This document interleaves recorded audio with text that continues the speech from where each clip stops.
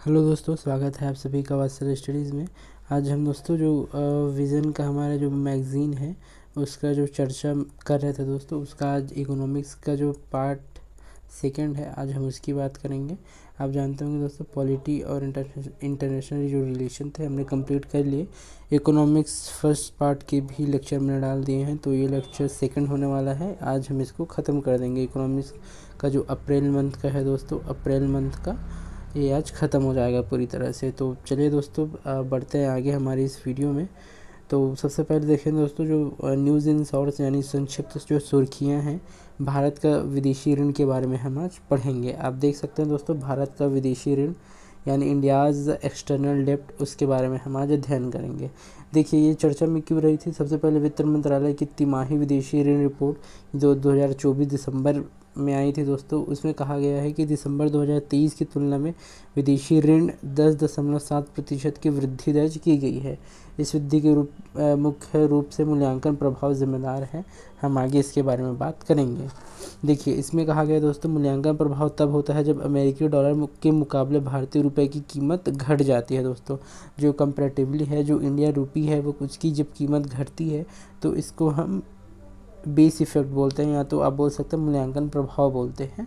इसके बारे में और भी बात रहेगी। देखिए, इसमें कहा गया दोस्तों, इस रिपोर्ट के मुख्य बिंदुओं पर एक नज़र हम डालते हैं। कह रहा है कि जीडीपी और विदेशी ऋण का अनुपात, यानी जो दोस्तों आप देख सकते हैं, जो जीडीपी बटा जो आप समझ सकते हैं इसको कि जो विदेशी ऋण होता है उसके बाद हम बटे में जब जीडीपी को लेते हैं तो वो होता है दोस्तों 1.5 जीडीपी रेशियो हमारा। उसके बारे में बात की गई है कि हमारा 1.5 जीडीपी रेशियो क्या है। यहाँ कहा गया है कि 2024 की 19% से बढ़कर दिसंबर 2024 में 19.1% हो गया है हमारा 1.5 जीडीपी रेशियो। यानी कि हम अपने जीडीपी का दोस्तों, जीडीपी का कितना हिस्सा डेब्ट के रूप में ले रहे हैं, यानी कर्ज के रूप में ले रहे हैं, उसको हम यहाँ पे काउंट कर सकते हैं। तो आप यहाँ पे इसको देख सकते हैं। देखिए, उसके बाद कहा गया संरचना से सर्वाधिक हिस्सेदारी अमेरिकी डॉलर के रूप में मूल्य वर्गित ऋण की है। यानी कि दोस्तों, अमेरिकी डॉलर में जो दोस्तों आप जानते हैं, जो यूएस डॉलर है उसका ही प्रभुत्व रहता है, वो बना रहता है। तो हमारा जो अधिकांश ऋण है दोस्तों, जो यूएस डॉलर में हम लेते हैं। उसके बाद अगला देखते हैं दोस्तों, डेट सर्विस। इसमें कहा गया है कि 0.1% की गिरावट यानी कि सितंबर दिसंबर 2024 में आई थी। उसके बाद देखिए, दीर्घकालिक बनाम अल्पकालिक ऋण, यानी कि दीर्घकालिक ऋण में मामूली वृद्धि और अल्पकालिक ऋण में मामूली गिरावट देखी गई है। देखिए, जो दीर्घकालिक ऋण है दोस्तों, जो लॉन्ग टर्म जो लोन्स हैं उसमें मामूली वृद्धि देखी जाती है, और जो शॉर्ट टर्म लोन्स हैं उसमें मामूली गिरावट के रूप में उसको संदर्भित किया जाता है। तो चलिए अब आगे की ओर चलते हैं दोस्तों। विदेशी ऋण के बारे में थोड़ा अध्ययन कर लेते हैं। इसके क्या क्या जो पहलू हैं उसके बारे में हम जान लेते हैं। तो चलिए देखिए, सबसे पहले विदेशी ऋण को प्रबंधित करने के लिए जो मुख्य सिफारिशें हैं उसके बारे में हम बात कर लेते हैं। कह रहा है दोस्तों कि अलग अलग मुद्राओं में लेन देन को बढ़ावा देना चाहिए, तब हम जो हमारे जो आप समझ सकते हैं जो एक्सटर्नल डेट है उसको हम मैनेज कर पाएंगे, यानी उनका मैनेजमेंट हो पाएगा। यहाँ कहा गया है अमेरिकी डॉलर पर निर्भरता को कम करना और दीर्घकालीन व रुपए में ऋण को बढ़ावा देना। देखिए, जो यूएस डॉलर है दोस्तों, वो अपना प्रभुत्व जमाए रखता है जो इंटरनेशनल मार्केट है, और हम उसमें अगर अपनी डिपेंडेंसी बहुत अधिक बढ़ाएंगे तो वो हमारे जो दोस्तों दीर्घकाल के लिए बहुत बेहतर विकल्प नहीं होगा। इसलिए कहा गया है जो दीर्घकालिक रुपए है उसमें ऋण लिया जाना चाहिए। यानी जो रुपी है दोस्तों, आप सभी जानते हैं इंडियन रुपी, उसमें हम ऋण ज़्यादा लें, और जो विदेशी मुद्राएं हैं यानी कि यूएस डॉलर में उसमें ऋण कम लें। इसके बाद कहा गया है दोस्तों कि वहनीय ऋण को अपनाना, यानी कि ऋण की खपत बजाय निवेश के उपयोग को करना चाहिए। यानी कि आप देखिए, जो इन्वेस्टमेंट है दोस्तों, इन्वेस्टमेंट जो हमारा है उसको बढ़ावा दिया जाए, और जो एक्सपेंडिचर है उसको युक्त किया जाए। यहाँ सिफारिश दी गई। देखिए, उसके बाद कहा गया है ऋण और आर्थिक समृद्धि के बीच संतुलन, मजबूत राजकोषीय नीतियाँ, निर्यात आधारित विकास आदि पर ध्यान केंद्रित किया जाना चाहिए। यानी कहा गया है कि हम अपने निर्यात को बढ़ावा दें। उसके बाद जो आर्थिक समृद्धि है दोस्तों, जो डेट है और जो हमारा जो इकोनॉमिकल ग्रोथ है उसके बीच संतुलन की आवश्यकता है। आप देखिए, हम ऋण लेते हैं और हम आर्थिक ग्रोथ को निर्धारित करते हैं। तो दोस्तों इसको बेसिकली मैनेजमेंट की ज़रूरत है, इसको संतुलित और बैलेंस्ड वे में लाने की ज़रूरत है, इसको आप देख सकते हैं। चलिए उसके बाद दोस्तों हम विदेशी ऋण के बारे में जानते हैं कि विदेशी ऋण कैसे हैं, क्या हैं, हम कितने विदेशी ऋण में अभी तक हैं, उसके बारे में हम यहाँ जानने की कोशिश करते हैं। तो देखिए सबसे पहला कह रहा है दोस्तों विदेशी ऋण, यहाँ आप देख पाएंगे इसका अर्थ क्या है। यह वह धन है जो भारत सरकार और कंपनियों द्वारा देश से बाहर के स्रोतों से उधार लिया जाता है, जैसे बाह्य वाणिज्यिक उधारी, यह आमतौर पर अमेरिकी डॉलर और एचडीआर में लिया जाता है। दोस्तों एचडीआर आप जानते हैं आईएमएफ की मुद्रा होती है। इसके बाद देखिए विदेशी वाणिज्यिक बैंक, अंतर्राष्ट्रीय वित्तीय संस्थान जैसे आईएमएफ और वर्ल्ड बैंक आदि से भी ऋण लिया जाता है। इसमें कोई अन्य देश भी हो सकते हैं। देखिए दोस्तों अन्य देश भी हो सकते हैं, वर्ल्ड बैंक और आईएमएफ, और जो इंटरनेशनल जो फाइनेंशियल इंस्टीट्यूशंस हैं वो भी हो सकती हैं। देखिए इसके बारे में चुनौतियाँ क्या हैं दोस्तों, जो बढ़ते जो विदेशी ऋण हैं उससे जुड़ी चुनौतियाँ विभिन्न प्रकार की बनी रहती हैं, उसके बारे में यहाँ बात की गई है कि चुनौतियाँ क्या हैं। चलिए तो चुनौतियों में बात करते हैं। ऋण चुकाने का बोझ, दोस्तों हम ऋण लेते हैं तो हमारा उसके बाद वो हमारा उसको हम जब चुकाएंगे, वही जब चुकाते हैं दोस्तों तो हमारा प्राथमिक घाटा बनता है। आप जानते होंगे जो बजट घाटा है तो प्राथमिक बजट घाटा बनता है हमारा, क्योंकि हम उसको वापस करते हैं, ऋण को चुकाते ही आमतौर पर अन्य मुद्राओं में लिया जाता है, इसलिए विनिमय दर में बदलाव से ऋण के बोझ में भी वृद्धि होती है। इसको आप देख सकते हैं। उसके बाद देखिए बढ़ती मुद्रास्फीति, दीर्घकालिक मुद्रास्फीति के चलते ब्याज दर भी बढ़ जाती है, इससे आर्थिक समृद्धि धीमी हो जाती है दोस्तों। उसके बाद जीडीपी के अनुपात में विदेशी ऋण भी बढ़ सकता है, तो ये मुद्रास्फीति को भी बढ़ावा देती है। यहाँ पे आप देख सकते हैं कि जो आर्थिक समृद्धि है दोस्तों वो हमारी धीमी हो सकती है और जीडीपी के अनुपात में विदेशी ऋण भी बढ़ सकता है। जो डेट बटा जीडीपी की मैंने बात की, डेट बटा जीडीपी रेशियो, वो दोस्तों वो हमारा इंक्रीज़ हो सकता है, जबकि इसको इंक्रीज़ नहीं होना चाहिए। जीडीपी से जितना भी डेट का आंकड़ा है वो कम ही होना चाहिए दोस्तों। इसके बारे में यहाँ बात की गई है। देखिए आगे हम बात करते हैं वैश्विक परिदृश्य, यानी कि वैश्विक स्तर पर स्टैगफ्लेशन का खतरा भारत में निर्यात की मांग को घटा सकता है, जो डेट सर्विस अनुपात में प्रभावित। अब जानते हैं स्टैगफ्लेशन दोस्तों जो बेरोजगारी और मुद्रास्फीति साथ साथ होती। अब ये स्टैटिक है, स्टैटिक को मैं बहुत अधिक नहीं बताऊंगा, स्टैटिक आप जानते होंगे, पढ़े होंगे अपने स्टैटिक सब्जेक्ट में। उसके बाद देखते हैं दोस्तों जो मिनिस्ट्री ऑफ जो स्टैटिस्टिकल एंड प्रोग्राम इम्प्लीमेंटेशन है उसने कुछ रिपोर्ट सर्वेक्षण जारी किया है, उसके बारे में देखते हैं। कैपेक्स यानी आप जानते होंगे पूंजीगत व्यय, जिसको कैपिटल एक्सपेंडिचर भी कहा जाता है। तो मॉस्पी है जो दोस्तों वो उसने ये सर्वेक्षण किया था, उसके बारे में ये रिपोर्ट है। देखिए निजी क्षेत्र के पूंजीगत व्यय निवेश लक्ष्यों पर फॉरवर्ड लुकिंग सर्वेक्षण सांख्यिकी संग्रह अधिनियम 2008 के तहत आयोजित किया गया था। यह एनएसओ द्वारा, देखिए एनएसओ क्या है दोस्तों, राष्ट्रीय सांख्यिकी कार्यालय यानी कि नेशनल स्टैटिस्टिकल ऑफिस हम इसको इंग्लिश में बोलते हैं, उसके द्वारा यह आयोजित पहला सर्वेक्षण था। उसके बाद कहते हैं दायित्व है कि एनएसओ सांख्यिकी और कार्यक्रम कार्यान्वयन मंत्रालय यानी मॉस्पी की एक सांख्यिकी शाखा है। देखिए दोस्तों जो सीएसओ है, एनएसओ है, ये दोनों मॉस्पी की जो दोस्तों सांख्यिकी शाखा है, आप इसको याद रखेंगे। अपने स्टैटिक में इसको पढ़ा भी होगा और अब याद भी रख सकते हैं दोस्तों। चलिए उसके बाद है सर्वेक्षण के मुख्य निष्कर्ष क्या रहे हैं, उसके बारे में हम बात कर लेते हैं। यहाँ कहा गया दोस्तों वित्त वर्ष 2022 से 2025 तक निजी क्षेत्र का पूंजीगत व्यय, यानी जो दोस्तों आप देख सकते हैं जो प्राइवेट सेक्टर का कैपिटल एक्सपेंडिचर है वो 66% से बढ़कर क्या बोल रहे हैं दोस्तों 6.5 लाख करोड़ रुपए तक पहुँच गया है। देखिए 66% बढ़ गया है दोस्तों और पहुँच गया है 6.5 लाख करोड़ तक। उसके बाद कहा गया वित्त वर्ष 2024-25 में निजी क्षेत्र के कुल पूंजीगत व्यय विनिर्माण उद्यमों का योगदान 48% था। उसके बाद देखिए उसके बाद कह रहा है दोस्तों, चलिए 2024-25 में अधिकांश उद्यमों में पूंजीगत व्यय को मुख्य परिसंपत्तियों पर केंद्रित किया था, जबकि अन्य ने मूल्यवर्धन, अवसरवादी परिसंपत्तियों और विविध रणनीतियों में निवेश किया था। इसमें कहा जा रहा है दोस्तों कि जो अधिकांश उद्यम है वो जो पूंजीगत व्यय है दोस्तों उसके मुख्य परिसंपत्तियों पर केंद्रित है, यानी कि जो एसेट्स हैं, जो हमारे संपत्तियां हैं उस पर केंद्रित इसको बताया गया है। उसके बाद देखिए जबकि अन्य ने मूल्यवर्धन और अवसरवादी परिसंपत्तियों और विविध रणनीतियों में भी निवेश किया था, ऐसा यहाँ पे कहा गया है दोस्तों। तो हम चलते हैं आगे के अपने स्लाइड्स पे, आगे की स्लाइड्स पे हम चल के और इसको अच्छी तरह से इसके लिए बात करते हैं। चलिए सॉरी, ये शायद हो नहीं पा रहा है।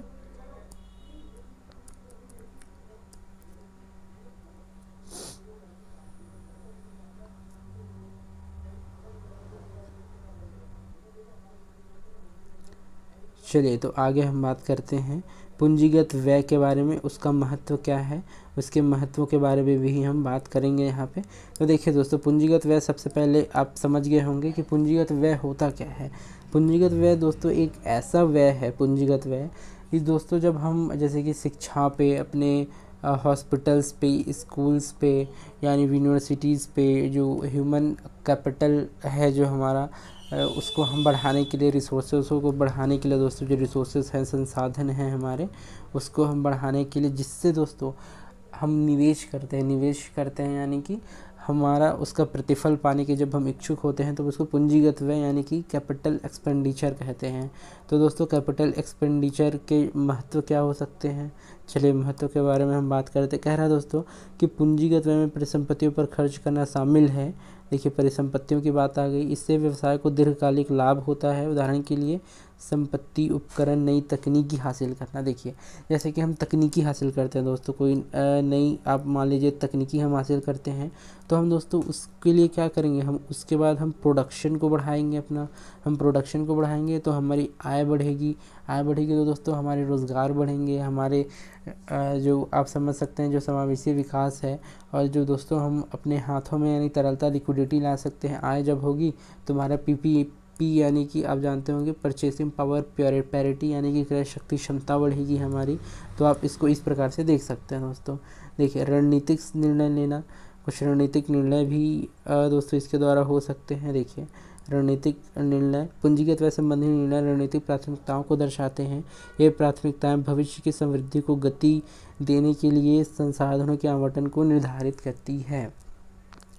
ये देखिए दोस्तों, ये हमारे संसाधन हम किस प्रकार उसको आवंटित करते हैं, उसको भी ये निर्धारित करने में मदद करती है। उसके बाद देखिए प्रतिस्पर्धात्मक लाभ, पूंजीगत व्यय में निवेश करके कंपनियां अपनी परिचालन दक्षता बढ़ाती हैं, उत्पादों और सेवाओं में नवीनता ला सकती हैं। मैंने आपको बताया कि हम दक्षता बढ़ा सकते हैं, नवीनताएं बढ़ा सकते हैं और प्रतिस्पर्धा में आगे निकल सकते हैं। इससे क्या होगा, प्रोडक्शन बढ़ेगा, हम जो हमारे जो दोस्तों जो उत्पादक वर्ग हैं वो प्रोत्साहित होंगे, अधिक अपने जो अपने स्तर पर हैं वो अधिक, आप समझ सकते हैं कि अधिक उत्पादन करने के लिए वो होंगे दोस्तों उत्साहित, और वो अधिक उत्पादन करेंगे, उससे आय बढ़ेगी, आय बढ़ेगी तो बेरोजगारी कम होगी, रोज़गार बढ़ेंगे। तो इसको आप इस प्रकार से देख सकते हैं, एक चक्र है जो काम करता है। प्रतिस्पर्धात्मक लाभ, पूंजीगत व्यय में निवेश करके कंपनी अपनी परिचालन दक्षता बढ़ा सकती हैं, उत्पादों या सेवाओं में नवीनता, मैंने शायद बता दिया था, परिसंपत्तियां रख रखाव और उन्नयन, मौजूदा परिसंपत्तियों को बनाए रखना, प्रौद्योगिकियों को उन्नत करने या उत्पादन क्षमता का विस्तार करने के लिए पूंजीगत व्यय की आवश्यकता होती है। यानी देखिए इसमें कहा गया दोस्तों कि हमारी जो क्षमता है उसको बढ़ाने के लिए, प्रौद्योगिकी को उन्नत करने के लिए हम पूंजीगत व्यय की आवश्यकता हमको महसूस होती है। इसके बाद देखिए इसमें कहा गया है कि दोस्तों निवेशकों का विश्वास, जो हमारे निवेशक हैं उसका भी विश्वास यहाँ पे दिखाया गया। कहा गया पूंजीगत व्यय निवेशकों को यह संकेत देता है कि कंपनी दीर्घकालिक विकास और मूल्य सृजन के लिए प्रतिबद्ध है। यानी कि दोस्तों जो कैपिटल एक्सपेंडिचर है यानी कि कैपेक्स है दोस्तों, जो निवेशक हैं यानी जो इन्वेस्टर्स हैं उसके लिए एक प्लस पॉइंट का काम करता है। क्योंकि आप देखेंगे जैसे जो क्रेडिट रेटिंग एजेंसियां हैं वो जो होते हैं दोस्तों, जो हमारे इंटरेस्ट रेट को प्रभावित करती है, उसी प्रकार ये भी जो निवेशक हैं दोस्तों पूंजीगत व्यय को भी देख के दीर्घकालिक लाभ का अनुमान लगाते हैं। उसके बाद देखिए दोस्तों हमारे सामने कुछ चुनौतियाँ भी हैं, तो हम कुछ अपनी चुनौतियों के बारे में बात कर लेते हैं कि हमारी चुनौतियाँ क्या हैं। देखिए बड़ी इक्विटी और किफ़ायती कर्ज जुटाने में कठिनाई होती है, ये बिल्कुल होती है। उसके बाद देखिए कहा गया है कि जोखिम आकलन और शमन से संबंधित परियोजना संबंधी जो मुद्दे हैं वो हैं जो हमारे दोस्तों आप देख सकते हैं, जो रिस्क मैनेजमेंट है, रिस्क असेसमेंट है, और जो मिटिगेशन है, एडेप्टेशन है, वो जो विभिन्न है, जो इंफ्रास्ट्रक्चरल जो हमारे पास जो चैलेंजेस हैं वो अभी भी बने हुए हैं। मंजूरी और भूमि अधिग्रहण में देरी होती है दोस्तों, जो लैंड एक्विजिशन है उसमें, और जो परमिशंस मिलते हैं वो जो बहुत ऑफिशियल काम होता है, तो इसमें बहुत प्रकार के जो आप समझ सकते हैं कि चुनौतियाँ आती हैं। उसके बाद देखते हैं दोस्तों पूंजीगत व्यय के बारे में मैंने आपको तो बता ही दिया है, लेकिन फिर भी मैं यहाँ पे संक्षेप में मैं और बता देता हूँ कि देखिए कहा गया है तो पूंजीगत वह धन है जो मशीनरी, भवन, स्वास्थ्य सुविधा, शिक्षा आदि पर विकास पर खर्च करती है। पूंजीगत व्यय में निम्नलिखित पर खर्च किया गया धन शामिल होते हैं, जैसे कि अचल और अमूर्त परिसंपत्तियों का अधिग्रहण या उसका खरीद बिक्री, अब बोल सकते हैं उसमें निवेश, या मौजूदा परिसंपत्तियों का उन्नयन, मौजूदा परिसंपत्तियों की मरम्मत और ऋण का भी भुगतान करना पूंजीगत व्यय के रूप में आता है। देखिए, पूंजीगत व्यय और राजस्व व्यय दो प्रकार के व्यय दिए गए, आप सभी जानते होंगे। बजट में दोस्तों एक आता है राजस्व बजट आता है, एक पूंजीगत बजट आता है। मैं शॉर्ट में बता देता हूँ। जो राजस्व बजट है दोस्तों, यहाँ पे होता है राजस्व प्राप्ति, और राजस्व व्यय यहाँ पे होता है दोस्तों, यहाँ पे पूंजीगत प्राप्ति, पूंजीगत व्यय। तो यहाँ पे दोस्तों दो व्यय हैं, और राजस्व व्यय और पूंजीगत व्यय के बारे में बताया गया है। अब आप पाएंगे दोस्तों कि जो पूंजीगत व्यय है और जो राजस्व व्यय है, उसमें जो मूलभूत अंतर क्या है उसके बारे में यहाँ बात की गई है कि उसके मूलभूत अंतर क्या हो सकते हैं। तो चलिए हम इसके मूलभूत अंतर के बारे में बात करते हैं।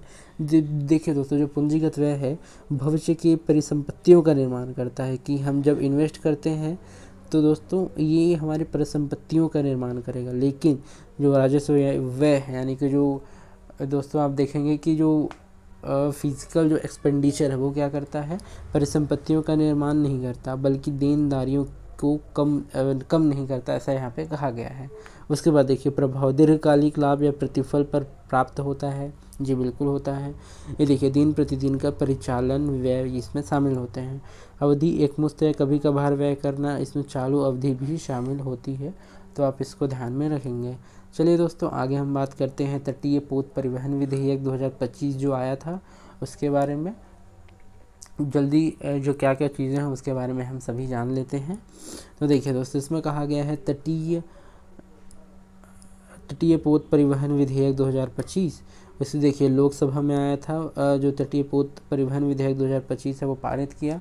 इसमें उस उद्देश्य क्या है दोस्तों इसके, देखिए, तटीय पोत परिवहन के विनियमन से संबंधित कानून को समेकित करना, सभी प्रकार के जलयानों जिनमें पोत, नाव, नौकायन पोत, मोबाइल अपतटीय ड्रिलिंग यूनिट शामिल हैं को विनियमित भी करता है।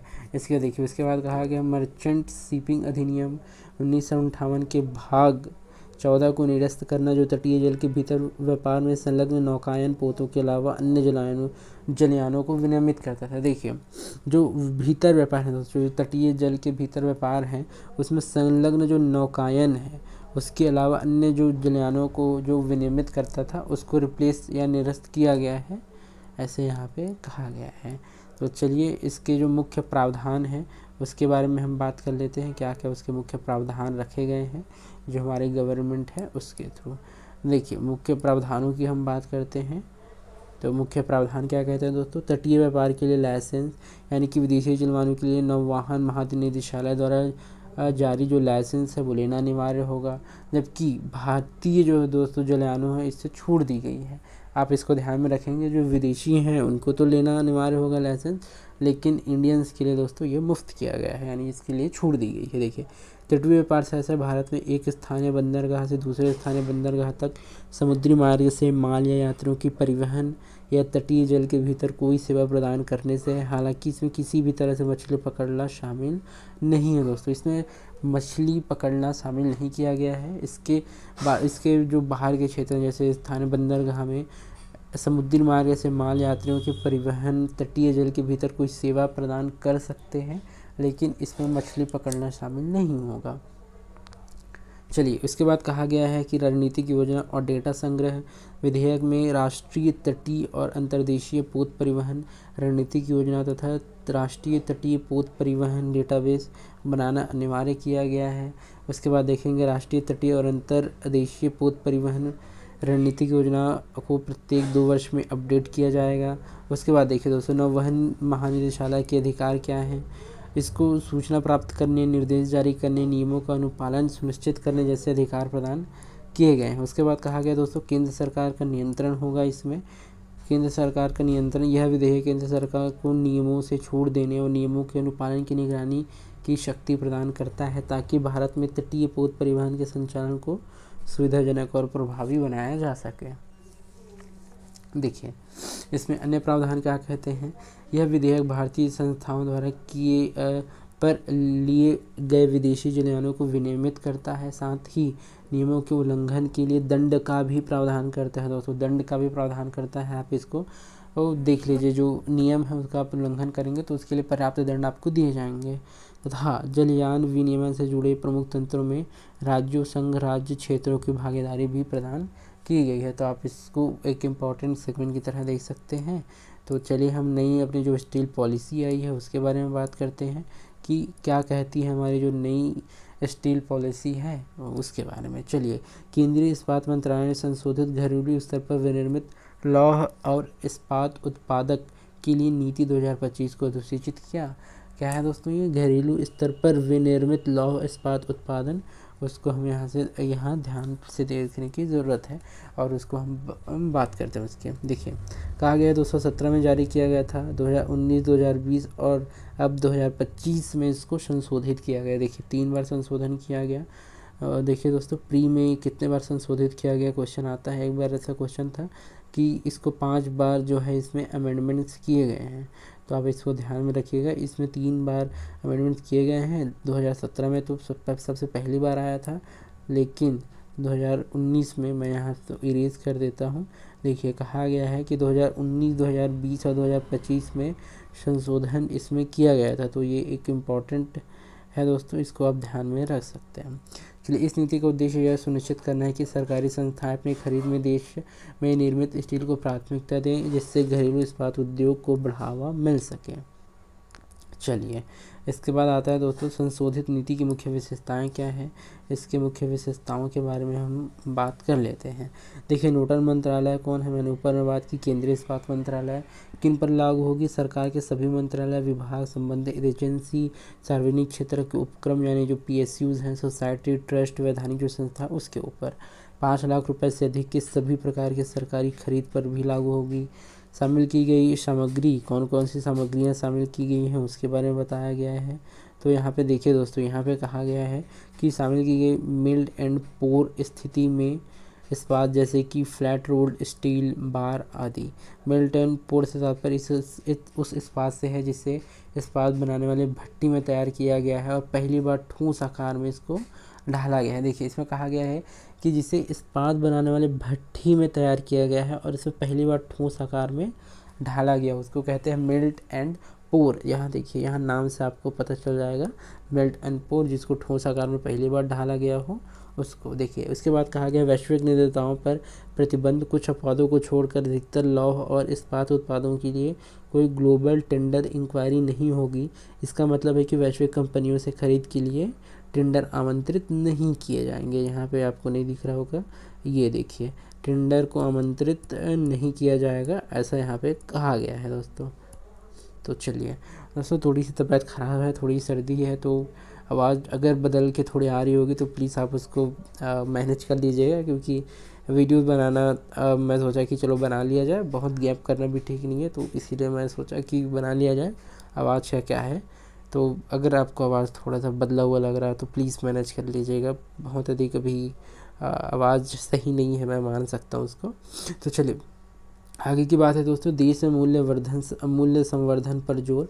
भट्टियों और रोलिंग मिल जैसे पूंजीगत वस्तुओं में देश में कम से कम 50% मूल्य संवर्धन अनिवार्य किया गया है दोस्तों। यहाँ पे कहा गया है 50% जो मूल्यवर्धन है उसको यहाँ पे शामिल किया गया है।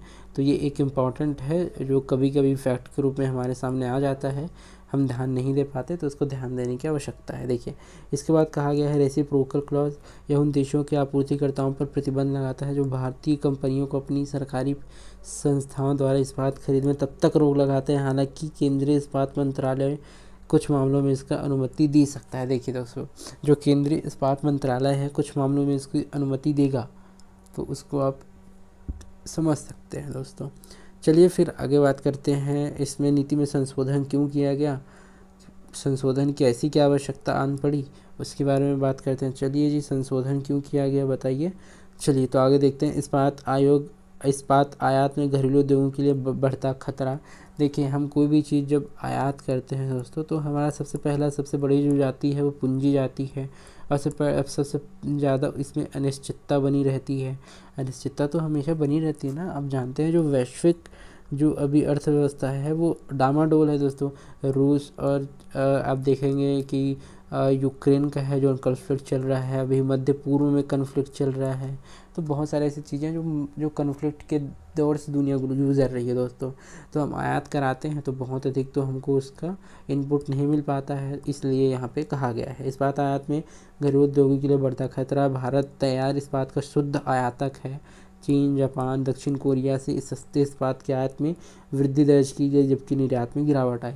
हम ये देखिए, ये हमारा आप समझ लिए बहुत गंदा मैं बना रहा हूँ, लेकिन फिर समझिएगा, ये इंडिया है दोस्तों। ये हम करते हैं निर्यात और हम ये करते हैं आयात। अब देखिए, हम दोस्तों जो निर्यात करते हैं वो तो कम करते हैं, लेकिन आयात जो करते हैं वो ज़्यादा करते हैं। इस प्रकार हमारा क्या होगा, हमारा ट्रेड डेफिसिट होगा। जो चीन है, जो जापान है, जो दक्षिण कोरिया, आप समझ सकते हैं दोस्तों, दक्षिण कोरिया है, जापान है, चीन है, उससे हम क्या रहते हैं, ट्रेड डेफिसिट में रहते हैं दोस्तों। जो हमारा पूंजी खाता है वो जो बहुत ज़्यादा बैलेंस नहीं होता इन लोगों के साथ। तो आप इस प्रकार से इसको देख सकते हैं। तो चलिए आगे वाले बिंदु में बात करते हैं। संशोधन और क्यों किया गया दोस्तों। वैश्विक बाजार में मंदी, देखिए देश में इस्पात उत्पादन क्षमता में अत्यधिक वृद्धि दर्ज की गई है, जबकि विश्व में इस्पात की मांग में गिरावट दर्ज की जा रही है। सरकारी खरीद की रणनीतिक भूमिका, भारत में तैयार इस्पात के 25 से 30% हिस्से को सरकार बुनियादी ढांचे, रेलवे तथा रक्षा के लिए खरीदती है।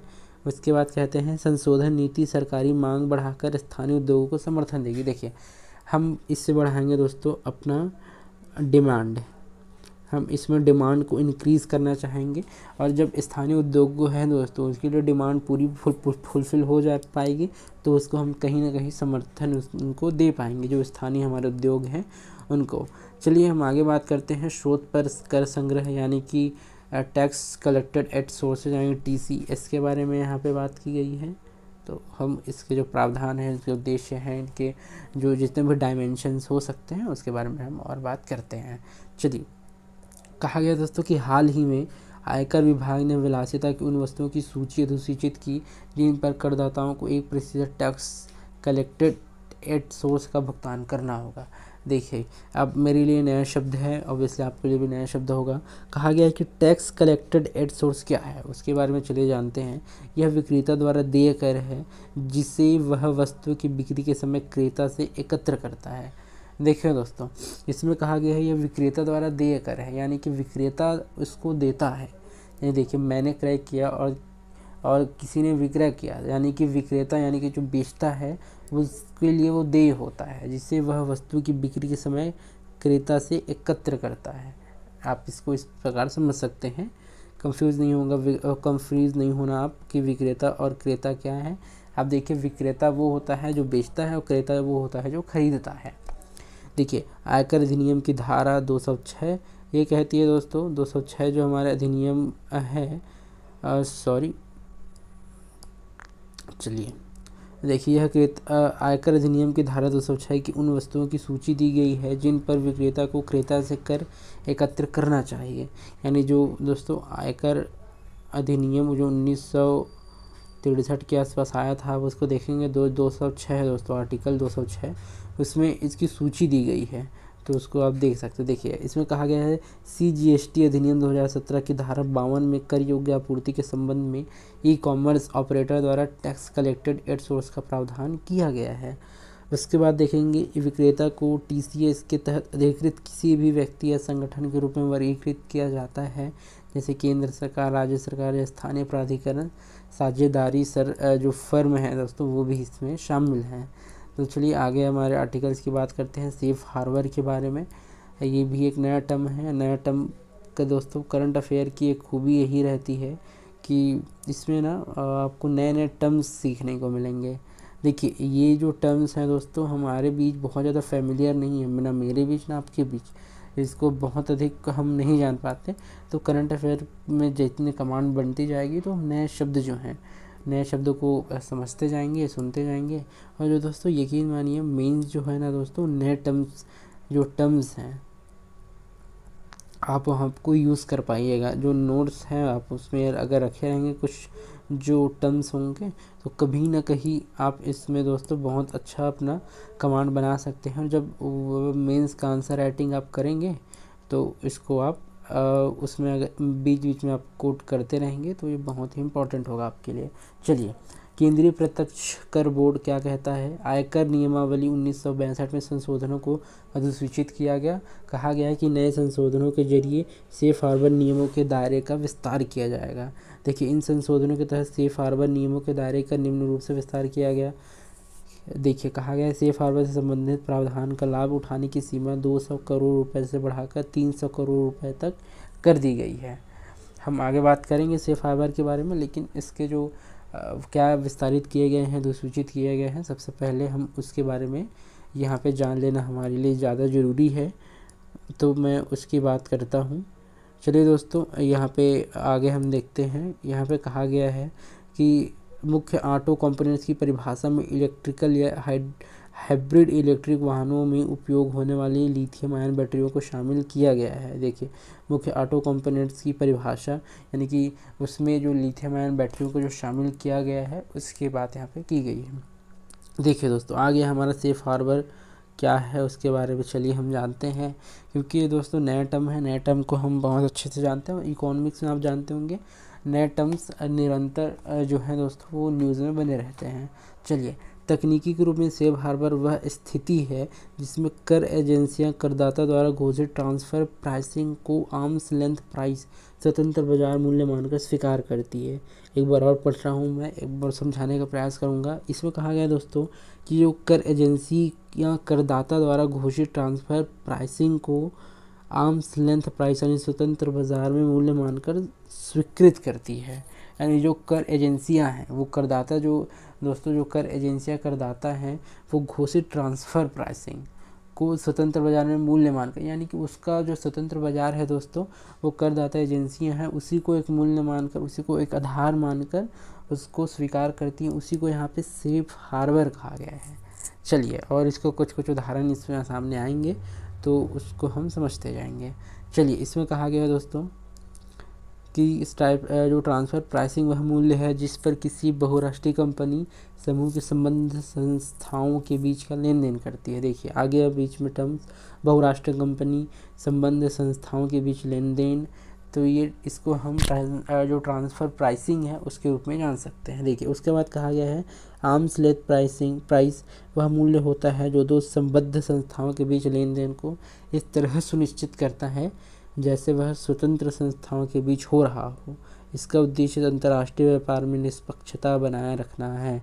देखिए, आर्म्स लेंथ प्राइसिंग मतलब वह मूल्य जो संबद्ध संस्थाओं के बीच लेन देन को दर्शाता है और यह सुनिश्चित करता है कि वो स्वतंत्र संस्थाओं के बीच हो रहा है। यानी कि दो एक संस्थाएं हैं, जैसे कि आप फाइनेंशियल इंस्टीट्यूट मान लीजिए, इसमें दोस्तों जो आदान प्रदान होता है, लेन देन होता है, उसके बारे में यहाँ पे बात की गई है। उसके बाद देखिए, आयकर अधिनियम 1961 में CBDT को सेफ हार्बर नियम बनाने का अधिकार प्रदान किया गया है। यानी कि आयकर अधिनियम जो 1961 है उसमें भी ये प्रावधान किए गए हैं। ये आपके एडवर्टाइजमेंट हैं। चलिए आगे हम बात करते हैं। ये देखिए दोस्तों, LCR आप सभी जानते होंगे, लिक्विडिटी कवरेज रेशियो। ये हमारे जो टर्म्स हैं वो नया नहीं है होना चाहिए हम जो दोस्तों आप हैं और मेरे बीच, क्योंकि हम दोनों ने यानी आपने या मैंने ये LCR है यानी लिक्विडिटी कवरेज रेशियो दोस्तों कहीं ना कहीं स्टैटिक है, उसमें हम पढ़े होते हैं, स्टैटिक का टॉपिक है, लेकिन क्योंकि ये करंट अफेयर का हिस्सा बन जाता है इसीलिए ये मैगजीन्स में भी आ जाता है। तो चलिए, भारतीय रिजर्व बैंक यानी RBI ने लिक्विडिटी कवरेज रेशियो को लेकर नए निर्देश जारी किए। क्या है, RBI ने यह भी कहा है कि बैंकों को खुदरा ग्राहकों की जमा यानी कि जो रिटेल डिपॉजिटर्स हैं पर कम रन ऑफ फैक्टर निर्धारित करना होगा। ये क्या है, आगे बात करते हैं। देखिए, रन ऑफ फैक्टर वास्तव में किसी संकट की स्थिति में जमाकर्ताओं द्वारा बैंकों में जमा धनराशि में से निकाली जा सकने वाली प्रतिशत राशि है। देखिए, बैंकों में जमा है राशि, ये देखिए बैंक हो गया, इसमें कोई राशि जमा है दोस्तों, इसमें कोई अपने डिपॉजिट किया, मान लो आप डिपॉजिटर हैं और डिपॉजिट करते हैं और आप डिपॉजिटर हैं, आप इसको निकालने वाले हैं, निकालना चाहते हैं। ये देखिए, यहीं कहा गया है कि धनराशि यानी बैंकों में जमा धनराशि में से निकाले जा सकने वाली प्रतिशत राशि, यानी डिपॉजिटर जब इसको निकालेगा तो कितना प्रतिशत धन वो निकाल पाएगा, तो उसी को यहाँ पे LCR कहा गया है, यानी लिक्विडिटी कवरेज रेशियो यहाँ पे इसी को कहा गया है। तो इस प्रकार आप इसको ध्यान देंगे कि LCR यही है कि जब हम बैंकों में अपने डिपॉजिट्स को जमा करते हैं और जब हम उसको वापस लेना चाहते हैं तो वो किस हद तक, यानी कितने प्रतिशत हमारे बीच वो आता है, उसके बारे में यहाँ बात की गई है। चलिए ये देखिए LCR के बारे में और कहा गया है यहाँ पे, LCR के बारे में तो और बात करते हैं। यह उच्च गुणवत्ता वाली लिक्विड एसेट्स हैं, हाई क्वालिटी लिक्विड एसेट की मात्रा। इन्हें वित्तीय संस्थानों को अपने पास सुरक्षित रखना अनिवार्य होता है ताकि वे बाजार में उथल पुथल या संकट की स्थिति में अपने अल्पकालिक देनदारियाँ पूरी कर सकें। उथल पुथल मतलब दोस्तों अब मान सकते हैं लिक्विडिटी जो क्राइसिस होता है, सॉरी मैं यहाँ पे ये कम कर देता हूँ। देखिए जो लिक्विडिटी क्राइसिस होता है दोस्तों बैंक के पास भी होता है और विभिन्न प्रकार, जैसे कि ये खुदरा रूप में भी होता है। तो जो हमारे पास तरलता का संकट आता है, हमारे पास जब संकट आता है दोस्तों तरलताओं का या विभिन्न प्रकार से, तब हम उसको संकट को हम दोस्तों अल्पकालिक देनदारियों को जब हम पूरा करते हैं, यानी कि जो शॉर्ट टर्म जो हमारे देनदारियां हैं, यानी कि जो लाइबिलिटी है दोस्तों, उसको हम पूरा कर सकते हैं, यही LCR है।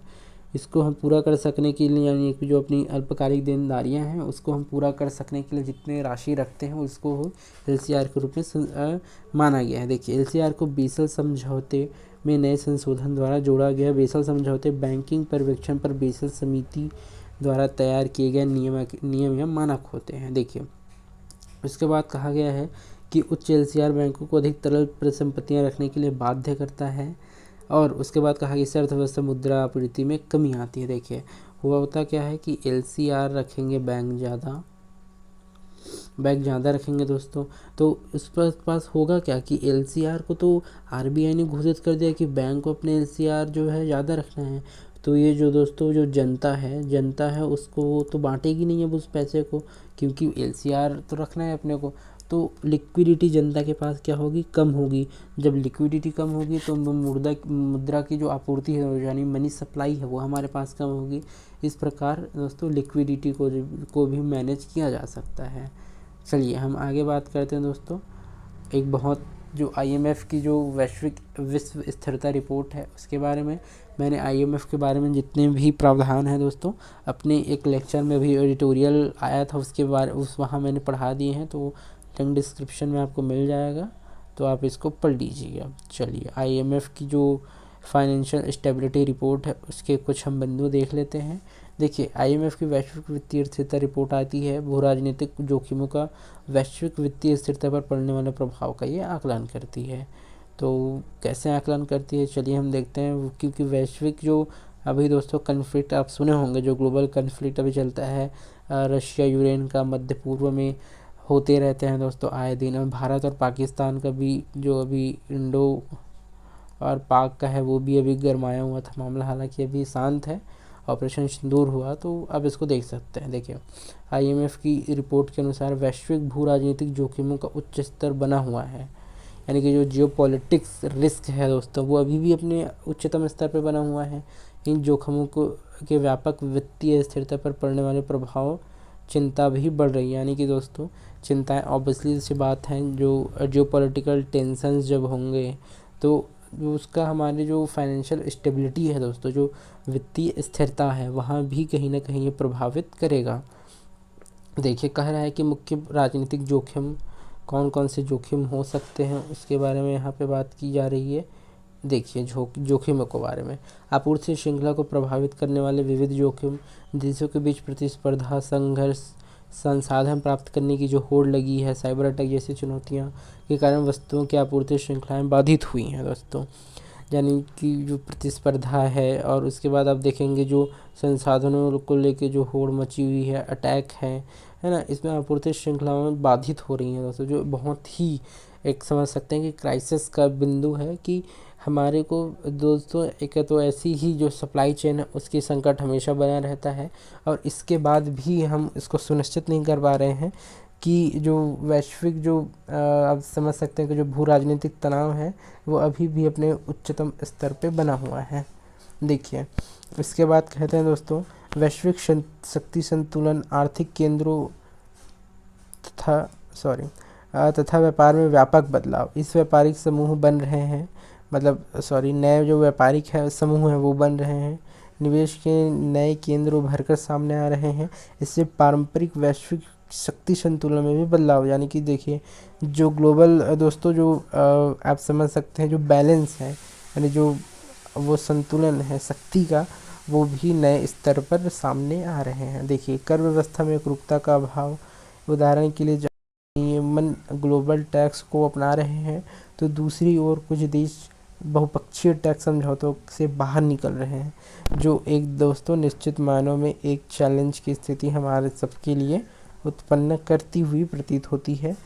तो चलिए आगे हम बात करते हैं कार्यबल पर जनसांख्यिकी, तकनीकी और सांस्कृतिक दबाव। विकसित देशों की आबादी में जहां एक ओर वृद्ध लोगों का अनुपात और सेवानिवृत्त लोग वाले लोगों की जनसंख्या बढ़ रही है, वहीं दूसरी ओर उन देशों में जन्म दर जो है वो घट रही है दोस्तों। देखिए जो प्री 2024 है दोस्तों, इसमें क्वेश्चन बन गया था एक, जो इटली है, जापान है और नाइजीरिया है, ये सारे क्वेश्चन दिए हुए थे। मैं आपको कभी मौका मिले तो वो ज़रूर पढ़ाऊँगा, उसमें देखेंगे दोस्तों अपन ना। इसमें देखिए देशों और समुदायों के बीच सांस्कृतिक संघर्ष में वृद्धि देखने को मिलती है। आर्टिफिशियल इंटेलिजेंस के बढ़ते उपयोग में भी जोखिम को वृद्धि मिली है दोस्तों। देखिए जो भू राजनीतिक जो जोखिम है उसके प्रभाव क्या हो सकते हैं, हम उसके प्रभावों की भी बात करेंगे। प्रभाव कहता है दोस्तों कि भू राजनीतिक जोखिम को प्रभाव यानी सॉवरेन जोखिम, इसमें कहा गया है कि सैन्य खर्च में बढ़ोतरी, आर्थिक मंदी के चलते कई देशों का सरकारी ऋण उनके जो जीडीपी की तुलना में तेज़ी से बढ़ रहा है। मैंने बताया कि जो दोस्तों जो जीडीपी है दोस्तों 1.5 जीडीपी रेशियो अगर बढ़ता है तो किसी भी देश के लिए वो अच्छा नहीं है, क्योंकि हमारे जो जीडीपी है उसके अनुपात में जो हमारे कर्ज हैं दोस्तों वो बढ़ते हैं। वो कहीं भी एक विकसित या विकासशील देश की एक विशेषताएं नहीं होनी चाहिए, लेकिन ये हो जा रही है क्योंकि जो हमारी आर्थिक मंदी है वो दोस्तों कहीं ना कहीं अपने पैर पसारते जा रही है। उसके बाद इसके वित्तीय स्थिरता पर संकट गहराता जा रहा है। बढ़ते कर्ज भार के कारण डिफ़ॉल्ट ऋण न चुकाने होने का खतरा भी शामिल रहता है, यानी कि डिफ़ॉल्ट यानी कि आप जानते हैं कि अपना ऋण जो नहीं चुकाते हैं वो डिफ़ॉल्ट हो जाता है, उसके बारे में बात की गई है। इसके बाद कहा गया दोस्तों वित्तीय खतरों की चपेट में अन्य देशों का आना, यानी जो भू राजनीतिक जो जोखिम है दोस्तों उसके जो फैलते हुए उसके असर हैं, यानी जो विभिन्न प्रकार के रिस्क हैं। मैंने आपको बताया भी मध्य पूर्व के बारे में, जी कितना हमेशा अशांत रहता है, वो अफ्रीका का क्षेत्र, पश्चिमी एशिया भी बोल सकते हैं, पश्चिमी अफ्रीका भी बोल सकते हैं। हमेशा दोस्तों वो जो अस्थिरता है वो बनी रहती है, तो वो भी एक जोखिम हो सकता है। देखिए उसके बाद कहा गया है माइक्रो इकोनॉमिक प्रभाव, जोखिमों के बढ़ने से आर्थिक व्यवधान उत्पन्न हो सकते हैं। इनमें आपूर्ति श्रृंखला का बाधित होना, पूंजी का देश से बाहर निकलना जैसे आर्थिक व्यवधान, यानी कि जो कैपिटल फ्लाइट है दोस्तों, कैपिटल जो फ्लाइट है वो बढ़ती है। कैपिटल फ्लाइट आप जानते होंगे, पूंजी का बहिर्गमन जिसको कहते हैं दोस्तों, जब पूंजी हमारे देश से बाहर जाती है तो पूंजी का बहिर्गमी प्रभाव जो है वो सामने आता है। देखिए निवेशकों का विश्वास कम होना, ऑब्वियसली सी बात है दोस्तों कि भू राजनीतिक जोखिम होगा तो जो निवेशक हैं वो निवेश करने को कतराएंगे, क्योंकि जोखिम वहाँ पे अधिक है। क्योंकि देखिए निवेशक होते हैं दोस्तों, आप इसको अपने ऊपर रख के देखें कि आप कहीं पर निवेश करना चाहेंगे तो आप ये ज़रूर सोचेंगे कि वो क्षेत्र है जो दोस्तों वो स्थिरता का क्षेत्र हो, स्थिरता वहाँ पे विद्यमान हो, तब हम निवेश करना चाहेंगे। इस प्रकार निवेश भी कमी देखने को मिलती है। देखिए यहाँ पे एक महत्वपूर्ण मुद्दा है, देखिए भू राजनीतिक जोखिमों से निपटने हेतु तो मुख्य नीतिगत जो सिफारिशें हैं वो क्या क्या हैं, उनके बारे में यहाँ बात की गई है। देखिए वित्तीय स्थिति की निगरानी बढ़ाना, वित्तीय स्थिति की निगरानी क्यों बढ़ाएंगे दोस्तों, क्योंकि निगरानी बढ़ाना इसीलिए आवश्यक है क्योंकि देखिए नीति निर्माताओं को यह सुनिश्चित करना चाहिए कि देश विदेश के भू राजनीतिक खतरों पर लगातार नज़र रखी जाए, ताकि हम जोखिम से निपटने के भी उपाय तत्काल रूप से दोस्तों निकाल पाएँ। पूंजी भंडार बढ़ाना, आप दोस्तों सबसे पहले जो कैपिटल अपना वो है दोस्तों, कैपिटल जो रिज़र्व है वो आप बढ़ा सकते हैं। वित्तीय संसाधनों को भविष्य के जोखिम से होने वाले हानियों से निपटने के लिए पर्याप्त मात्रा में पूंजी और लिक्विडिटी सुरक्षित रखनी चाहिए। देखिए उसके बाद कहा गया है कि वित्तीय बाज़ारों को मजबूत करना, जो हमारे फाइनेंशियल जो मार्केट है दोस्तों उनको हम जो है मजबूत कर सकते हैं, और मजबूत इस स्तर तक कर सकते हैं कि जो पॉलिटिक्स जो रिस्क हैं, जो जोखिम है, उससे आसानी से वो निपट पाएँ। देखिए यहाँ पे लिखा हुआ है निपट सके, तो हमको कहीं ना कहीं उनको मजबूत किए जाने की आवश्यकता है। देखिए दोस्तों उसके बाद क्या कहता है हमारा आर्टिकल जो है, उसके बाद कहता है कि माइक्रो इकोनॉमिक बफर बनाए जाए बनाए रखना, यानी कि आर्थिक संकट से निपटने के लिए सरकारों को खर्च बढ़ाने और कर कटौती जैसे राजकोषीय राहत देने के लिए तैयार रहना चाहिए। साथ ही किसी स्थिति से निपटने के लिए अधिक विदेशी मुद्रा भंडार बनाए रखना चाहिए। यानी कि दोस्तों यहाँ पे आप देख सकते हैं फॉरेक्स की बात की गई है, जो कैपिटल रिजर्व है उसको आप हाई बना के रखें, और जो दोस्तों जो फिज़िकल स्टिमुलस है, यानी कि जो राजकोषीय जो प्रोत्साहन है, राहत है, उसके लिए सरकारों को तैयार रहना चाहिए। चलिए आगे हमारा महत्वपूर्ण बिंदु कहा गया है कि संकट से निपटने के लिए तैयार रहना। ये देखिए बढ़ते जो भू राजनीतिक तनाव से उत्पन्न वित्तीय स्थितियों से निपटने के लिए मजबूत नीतिगत फ्रेमवर्क तैयार रहना चाहिए। दोस्तों ये कहीं ना कहीं हमारे लिए एक इम्पॉर्टेंट हो जाएगा। क्यों इम्पॉर्टेंट हो जाएगा? क्योंकि दोस्तों हम जो भू राजनीतिक जोखिम है कहीं ना कहीं उसको भाप पाएंगे, उसके अनुसार अपनी नीतियां हैं उसको हम बना पाएंगे और उसको एग्जीक्यूट कर पाएंगे। चलिए, और ये उतना तो इम्पोर्टेंट नहीं है लेकिन मैं फिर भी बता देता हूँ संक्षेप में, क्योंकि बहुत ज़्यादा फैक्चुअल है दोस्तों। ये देखिए ये, चलिए बात करते हैं वैश्विक व्यापार परिदृश्य और सांख्यिकी 2025 रिपोर्ट, यानी कि global trade outlook and statistics 2025। इसमें कहा गया है कि WTO ने जारी करता है इसको। इसमें एक नज़र डालते हैं कि वर्तमान परिस्थिति में वर्ष 2025 में विश्व पण्य व्यापार यानी कि मर्केंडाइज ट्रेड की मात्रा 0.2% की गिरावट आती है। इसमें देखिए यह गिरावट विशेष रूप से उत्तरी अमेरिका में अधिक दर्ज की जाएगी। इस क्षेत्र से निर्यात 12.6% की गिरावट होने का अनुमान है। उसके बाद क्या कहा गया है दोस्तों? उसके बाद कहा गया कि रिपोर्ट में विश्व व्यापार को नकारात्मक रूप से प्रभावित करने और कई गंभीर खतरों का उल्लेख किया गया। इसमें रेसिप्रोकल टैरिफ का प्रयोग और नीतिगत अनिश्चितता के प्रभाव शामिल हैं। ये देखिए, अगर आपने मेरा लेक्चर फॉलो किया होगा दोस्तों, तो मैं इसमें लगातार बात करता रहता हूँ। रेसिप्रोकल जो टैरिफ सिस्टम है, इसमें होता क्या है कि जो दोस्तों जो आर्थिक संरक्षणवाद है, यानी जो अपने स्थानीय उद्योगों को बढ़ावा देना, या आप देखेंगे कि अभी US जो है दोस्तों, US बहुत अधिक मात्रा में चीन पर लगा रहा था टैरिफ, तो उसको रेसिप्रोकल टैरिफ आप उसको मान सकते हैं। चलिए, बाद में जो वहाँ का जो दोस्तों सुप्रीम कोर्ट है, हायर कोर्ट है जो US का है, ये इसके जो फैसले हैं राष्ट्रपति के, उसको अवैध करार दे दिया था। आप सुनते होंगे। इस रिपोर्ट में पहली बार पण्य वस्तु व्यापार अनुमान के साथ साथ सेवाओं के व्यापार के लिए भी पूर्वानुमान शामिल किया जाता है। कहा गया है कि सेवाओं के व्यापार की मात्रा में 2025 में 4% की वृद्धि का अनुमान भी लगाया गया है। चलिए भाई आगे चलते हैं। चलिए, इसमें कहा गया है दोस्तों, अंकटाड ने प्रौद्योगिकी एवं नवाचार रिपोर्ट 2025 जारी की है। अंकटाड क्या है आप बोलेंगे सर, ये तो नया चीज़ है। बिल्कुल कोई नई चीज़ नहीं है, हम आगे पढ़ेंगे इसको। देखिए, UNCTAD release technology and innovation report 2025, उसके बारे में चलिए हम बात करते हैं। देखिए, यह कहा गया है कि इस रिपोर्ट में सुनिश्चित करने के लिए एक रोड मैप प्रदान किया गया है कि आर्टिफिशियल इंटेलिजेंस विभाजन को गहरा करने की बजाय समावेशी विकास को बढ़ावा दे। यानी कि इसको दोस्तों एक रोड मैप बना के उसमें तैयार किया जाएगा कि जो AI है दोस्तों, जो आर्टिफिशियल इंटेलिजेंस है, वो विभाजन को गहरा करने की बजाय जो समावेशी विकास है, यानी कि इंक्लूसिव ग्रोथ है, इंक्लूसिव डेवलपमेंट है, उसको बढ़ावा दे। इस रिपोर्ट के मुख्य बिंदुओं पर एक नज़र डालते हैं। क्या है? कहा गया है दोस्तों, AI की क्षमता वैश्विक स्तर पर 2033 तक एआई का बाजार मूल्य 4.8 ट्रिलियन डॉलर हो जाने की संभावना है। नौकरियों पर प्रभाव, एआई दुनिया भर में 40% नौकरियों को प्रभावित करेगा दोस्तों।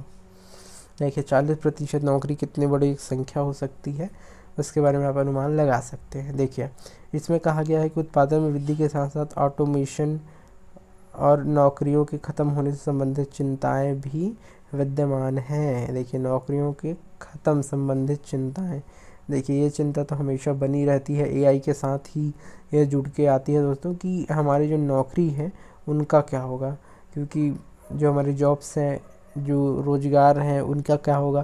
क्योंकि आप सभी जानते हैं बेरोज़गारी, ऐसे भी भारत की बात करें या लगभग दुनिया की बात करें या विभिन्न देशों जो विकासशील देश है दोस्तों, वहाँ पे बेरोज़गारी अभी भी एक मुद्दा, बहुत बड़ा मुद्दा बनकर आया है। और जो एआई है दोस्तों, कहीं ना कहीं हमारे रोज़गार पे अभी भी प्रभाव बना रहा है और बहुत गहरे तौर पे बना रहा है।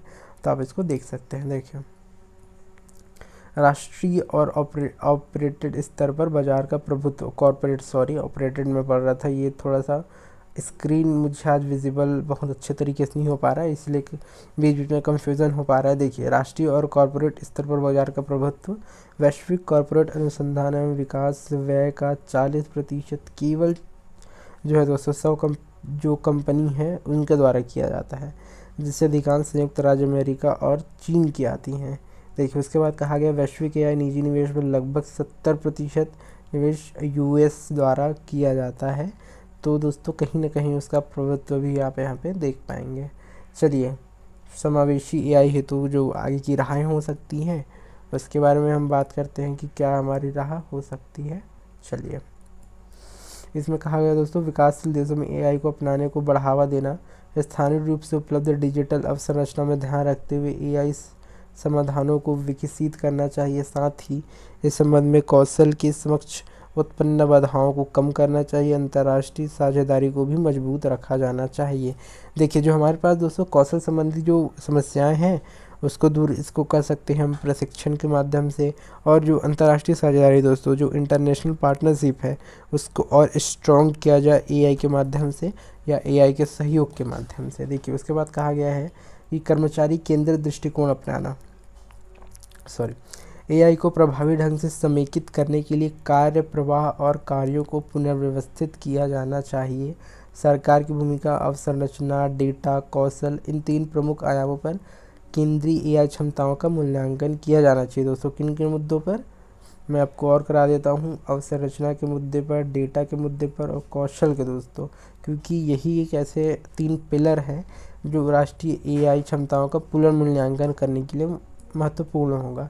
चलिए भाई रिपोर्ट में भारत से संबंधित विवरण क्या है, ये वैसे बहुत ही दोस्तों फैक्चुअल है, तो ये मैं आपके लिए छोड़ता हूँ, ये आप प्लीज़ कर लीजिएगा, पढ़ लीजिएगा, इम्पोर्टेंट है, आपका होमवर्क है, आप पढ़ लीजिएगा। और बहुत ही सिंपल आंकड़े हैं, नोट करना चाहे तो आप नोट कर लीजिएगा, या नहीं भी करना चाहे तो आप मेरे टेलीग्राम चैनल से जुड़ सकते हैं।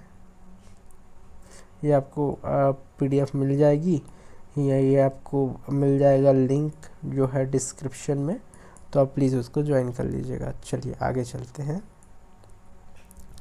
हमारा इकोनॉमी की जो पार्ट 2 है दोस्तों बहुत जल्दी ख़त्म होने वाला है पार्ट 2।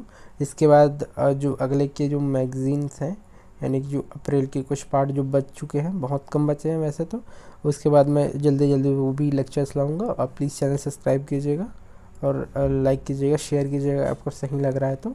चलिए अंतर्राष्ट्रीय लेखांकन और रिपोर्टिंग मानक के बारे में बात करते हैं। देखिए इसमें क्या रहा है दोस्तों, अंतर्राष्ट्रीय लेखांकन और रिपोर्टिंग मानक। चलिए भारत को 2025-2026 की कार्यालय के लिए संयुक्त राष्ट्र अंतर्राष्ट्रीय लेखांकन रिपोर्टिंग मानकों पर विशेषज्ञों के अंतर सरकारी कार्यदल में निर्विरोध चुना गया। नाम थोड़ा लंबा है, याद नहीं रख पाइएगा, कोई बात नहीं, पढ़ लीजिएगा बस। देखिए ISAR के बारे में, देखिए ISAR बस यही है, संयुक्त राष्ट्र अंतर्राष्ट्रीय लेखांकन और रिपोर्टिंग मानकों पर विशेषज्ञों के अंतर सरकारी कार्यदल, बहुत लंबा है। चलिए इसमें एक स्थायी अंतर सरकारी कार्यदल है, इसका उद्देश्य सदस्य देशों को वित्तीय रिपोर्टिंग और गैर वित्तीय डिस्क्लोजर की गुणवत्ता में सुधार करने तथा उन्हें अंतर्राष्ट्रीय मानकों के अनुरूप बनाने में सहायता करना है।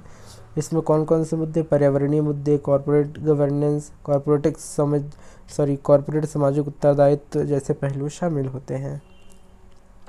देखिए ISAR जो प्रत्येक वर्ष है जो दोस्तों वहाँ पे सत्र आयोजित होता है और कंपनियों के लेखांकन और रिपोर्टिंग से जुड़े अन्य मुद्दों पर भी चर्चा की जाती है वहाँ पे।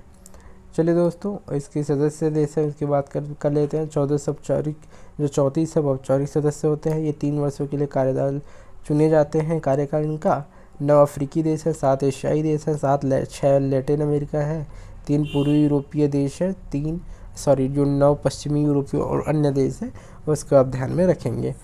चलिए, हमारे जो फाइनेंशियल मार्केट है उसका एक बहुत ही इम्पोर्टेंट सेगमेंट BSE यानी कि बॉम्बे स्टॉक एक्सचेंज के बारे में हम जानने की कोशिश करते हैं। चर्चाओं में क्यों है इसको हम देखते हैं। चलिए, बॉम्बे स्टॉक एक्सचेंज साल 2025 में अपनी स्थापना के 150वीं वर्षगांठ मनाता है, इसलिए चर्चा में आता है। देखिए, इसकी स्थापना वर्ष 1875 में the native share and stock brokers association के रूप में की गई थी। दोस्तों, इसको आप एक बात याद रखिएगा, जो एशिया के सबसे पुराने जो स्टॉक एक्सचेंज है जो BSE है वो सबसे पुराना है दोस्तों एशिया में। इसको आप ध्यान में रखिए। ये देखिए यहाँ पे कहा गया है, मैंने ये पढ़ा नहीं था एक्चुअली, एशिया का पहला स्टॉक एक्सचेंज और सबसे पुराना भी। साथ ही खरीदी बिक्री में लगने वाले समय के मामले में यह दुनिया का सबसे तेज़ स्टॉक एक्सचेंज भी है। चलिए भाई, ये भी हम मान लेते हैं क्योंकि जो खरीद बिक्री है उसमें सबसे तेज़ है। उसके बाद कहा गया दोस्तों, वर्ष 2017 में BSE शेयर बाज़ार में सूचीबद्ध होने वाला लिस्टेड भारत का पहला स्टॉक एक्सचेंज बन गया था। यानी कि 2017 में पहला ये बन गया था दोस्तों। इसको ध्यान में रखने की बात है। यहाँ पे आप देखिए, ये इसको आप ध्यान में रखिएगा। चलिए, कार्यबल BSE equity, currency, debt instrument, derivatives और म्यूचुअल फंड्स में कारोबार के लिए प्रभावी एवं पारदर्शी बाजार प्रदान करता है। विनियामक संस्था कौन है दोस्तों? सेबी। वैसे देखिए 1992 में सेबी को स्थापित किया गया था। ये एक वैधानिक संस्था है। ये एक दोस्तों विधेयक के द्वारा इसका गठन किया जाता है, इसलिए इसको वैधानिक यानी स्टैट्यूटरी बॉडी इसको कहा जाता है। चलिए, बहुत लास्ट सिरे में है अपने हम इकोनॉमिक्स के। देखते हैं कुछ टॉपिक। केप टाउन कन्वेंशन और प्रोटोकॉल, ये कौन से प्रोटोकॉल है उसके बारे में बात करते हैं। राज्यसभा ने विमानन वस्तु में हितों का संरक्षण विधेयक 2025 जो है वो पारित किया, तब ये चर्चाओं में आ जाता है। देखिए, इसका उद्देश्य क्या है दोस्तों? उद्देश्य क्या कहा गया है कि विमानन से संबंधित भारतीय कानूनों को Cape Town convention on international interest in mobile equipment और विशेष रूप से विमान उपकरणों से संबंधित विषयों पर प्रोटोकॉल के अनुरूप करना है। तो आप इसका उद्देश्य देख सकते हैं कि विमान जो उपकरण है दोस्तों उससे जो संबंधित विषय है उसके जो प्रोटोकॉल के विभिन्न जो डायमेंशंस आयाम हो सकते हैं उन्हीं को यहाँ पे उद्देश्य बनाया गया है। देखिए, उद्देश्य चल संपत्ति, विशेष रूप से उच्च मूल्य वाली संपत्ति जैसे विमान, इंजन, हेलीकॉप्टर से संबंधित लेन देन को मानकीकृत करना, ताकि डिफ़ॉल्ट की स्थिति में ऋणदाता अपने अधिकारों को लागू कर सके। देखिए, इसमें कहा गया है दोस्तों कि थोड़ी सर्दी है, तो जो ऋणदाता है अपने अधिकारों को लागू कर पाएंगे, यही इसके उद्देश्य के रूप में इसमें शामिल किया गया है। देखिए, स्वीकृति, इन्हें 2001 में अंतर्राष्ट्रीय नागर विमानन संगठन और international institute for the unification of private law यानी कि आप देख सकते हैं UNIDROIT द्वारा संयुक्त रूप से अपनाया गया था। पक्षकार 2016 तक 65 देश इस कन्वेंशन के पक्षकार जो हैं वो बन चुके थे। भारत ने इन कन्वेंशन पर 2008 में भी हस्ताक्षर कर दिए थे। तो आप इस चीज़ को ध्यान रखिएगा कि भारत ने किस पे हस्ताक्षर किए हैं, किस में हस्ताक्षर नहीं किए हैं। चलिए, नैनो सल्फर के बारे में हम बात करते हैं दोस्तों। लेक्चर शायद थोड़ा लंबा हो रहा है, लेकिन प्लीज़ अब धैर्य बना कर रखिएगा, कुछ समय बाद हो जाएगा ख़त्म। देखिए, ऊर्जा और संसाधन संस्थागत टेरी के वैज्ञानिकों का दावा है कि इसका नैनो सल्फर पारंपरिक सरसों की किस्मों का उपयोग करके DMH11 की समान उपज वृद्धि देता है। यानी कि देखिए दोस्तों, जो हम कभी कभी सुनते हैं कि जो दोस्तों जो जेनेटिकली मॉडिफाइड जो क्रॉप्स हैं उनके बारे में, तो यहाँ सिमिलर वैसा ही कुछ है, उसके बारे में आगे हम देखेंगे। देखिए DMH11 आनुवांशिक रूप से संशोधित सरसों की किस्म है दोस्तों। सरसों क्या याद रखिएगा, कभी कभी हमारे दोस्तों ये फैक्ट आ जाता है कि जो DMH11 है वो क्या है। तो दोस्तों ये संशोधित सरसों की एक किस्म है, इसको आप ध्यान में रखिएगा। टेरी के नैनो सल्फर के बारे में, यह पूरी तरह से हरित यानी कि ग्रीन उत्पाद है। इसमें पादप संवर्धन करने वाले जीवाणु का उपयोग किया जाता है जो एंजाइम और मेटाबोलाइट्स का स्रावन करता है, यानी कि इसका श्रावण करता है।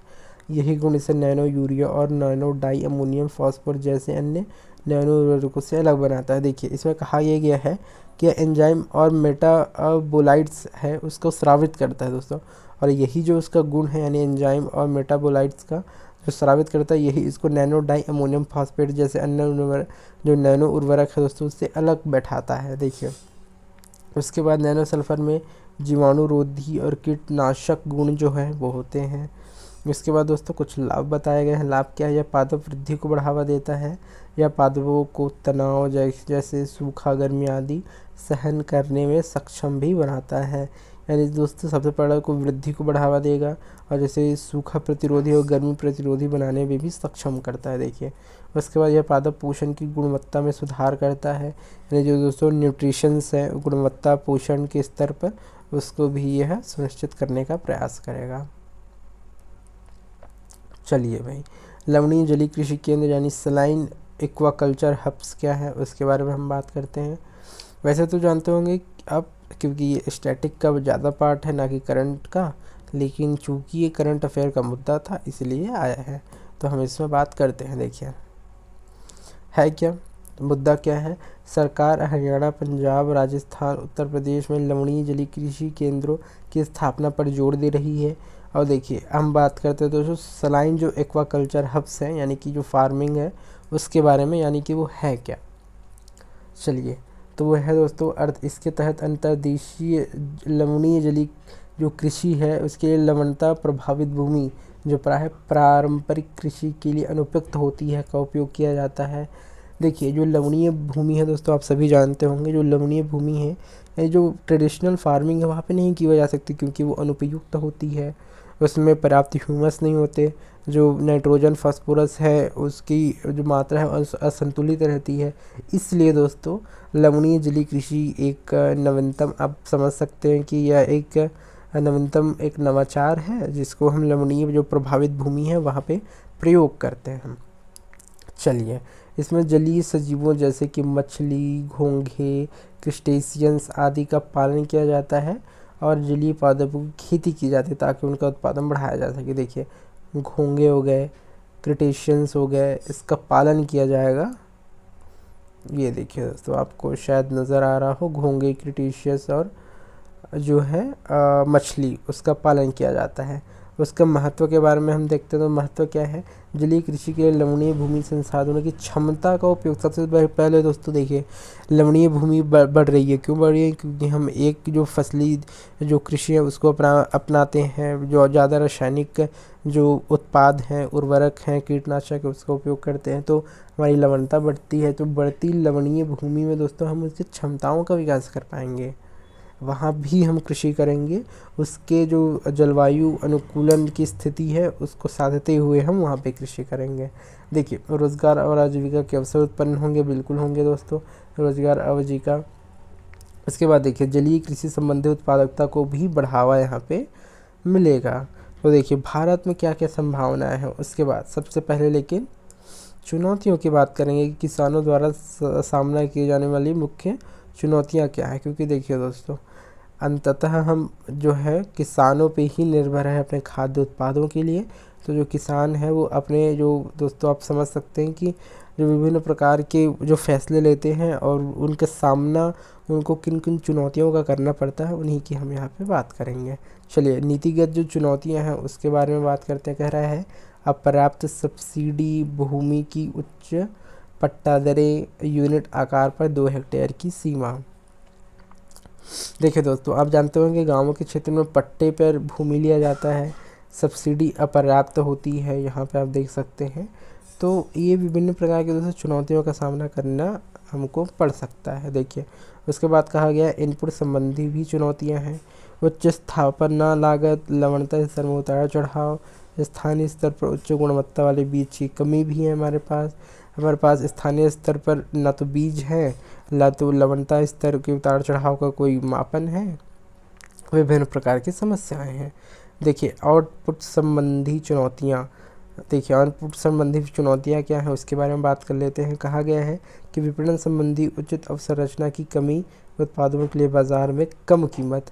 वो जो उनके उत्पाद है दोस्तों, जो प्रोडक्ट है, उनका जो मार्केट है दोस्तों बहुत ही सीमित है, और मार्केट अगर मिल भी जाता है तो दोस्तों उपयुक्त उन लोग को उसका प्राइस नहीं मिल पाता है, यानी कि बेस दर भी नहीं मिल पाता, तो वो कहीं ना कहीं वो हतोत्साहित होते हैं, और ये दोस्तों चुनौतियों के रूप में कहीं ना कहीं शामिल होता है। चलिए, अब भारत की हम कुछ संभावनाएं हैं उसके बारे में बात करते हैं कि भारत की संभावनाएं क्या है दोस्तों। इस जो जलीय कृषि, जो लवणीय जलीय कृषि की मैंने बात की, देखिए 4 राज्यों की 58,000 हेक्टेयर चिन्हित लवणीय क्षेत्रों में केवल 2,608 हेक्टेयर का ही वर्तमान में उपयोग किया जा रहा है। तो देखिए, संभावनाएं तो बहुत है, लेकिन सीमित मात्रा में अभी उपयोग किया जा रहा है। चलिए, तो देखिए, भारत विश्व स्तर पर संवर्धित झींगा का दूसरा सबसे बड़ा उत्पादक है दोस्तों संवर्धित झींगा है। साथ ही समुद्र खाद्य निर्यात मूल्य में 65% हिस्सेदारी अकेले झींगों की है, जिसे लवणीय जल कृषि के माध्यम से बढ़ाया जा सकता है दोस्तों। यानी कि हमारी संभावनाएं तो हैं, क्योंकि जो झींगा है दोस्तों उसके जो वैश्विक जो भागीदारी है, जो वैश्विक जो खाद्य निर्यात मूल्य है, 65% की हिस्सेदारी तो अकेले झींगों की है, जिसको लवणीय जल कृषि में माध्यम से बढ़ाया जा सकता है। चलिए, आगे क्या कह रहा है दोस्तों कि क्या क्या उपाय किए जा सकते हैं, उपायों की भी बात की गई है। देखिए, नीतिगत सुधार सबसे पहले अपनाने की जरूरत है दोस्तों, क्योंकि क्षेत्र संबंधी सीमा को 2 हेक्टेयर से बढ़ाकर 5 हेक्टेयर किया जाना चाहिए। साथ ही उत्तर भारतीय राज्यों में लवणीय जलीय कृषि के संधारणीय विकास के लिए रोडमैप तैयार करने की भी आवश्यकता है दोस्तों।